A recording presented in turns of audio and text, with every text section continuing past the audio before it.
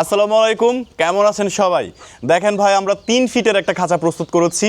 শুধু 3 ফিট না, আপনাদের একটা কমপ্লেন ছিল ভাই, মুরগিদের মলে জায়গাটা নোংরা হয়ে যায়। সেজন্য আমাদের বর্তমানে সকল খাঁচাগুলোতে এরকম প্লাস্টিকের ট্রে ব্যবহার করা হচ্ছে, যার জন্য মুরগিদের সকল মলগুলো এই ট্রের মধ্যে পড়বে, আপনি সহজে তা পরিষ্কার করতে পারবেন।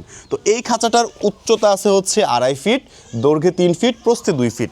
আপনি চাইলে এই খাঁচাটার উপরে পিছনে চারপাশে টিন দেওয়া নিতে পারবেন, যে কোনো ডিজাইন দিয়ে এই খাঁচাগুলো কিন্তু সংগ্রহ করতে পারবেন।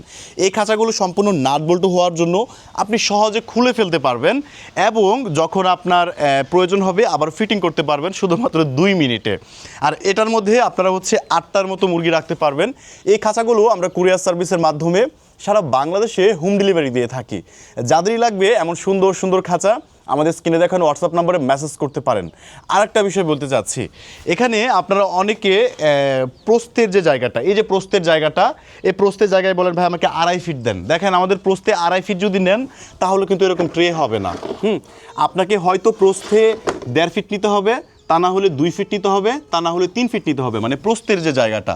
তাহলেই হবে কি, এরকম সুন্দর সুন্দর ট্রে পেয়ে যাবেন এবং মুরগিদের মলগুলো সব ট্রের মধ্যে পড়বে। খাঁচাটার ভিতরের ফিনিশিংটা একটু দেখেন কতটা সুন্দর হয়েছে এখানে, মাশাআল্লাহ।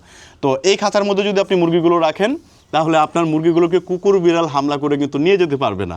আর এখানে তালা লাগানোর জায়গা ব্যবহার করা হয়েছে, এই জায়গার মধ্যে আপনারা রাত্রেবেলা তালা লাগায় রাখতে পারবেন। সম্পূর্ণ মেহগনি কাঠ দিয়ে প্রস্তুত করা হয়েছে আমাদের এই খাঁচাগুলো।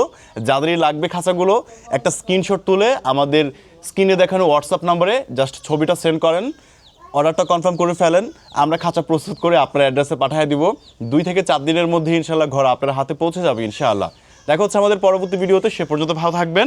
আর এই খাঁচাটা দেখতে কেমন লাগতেছে আপনাদের কাছে অবশ্যই কমেন্ট করতে ভুলবেন না কিন্তু।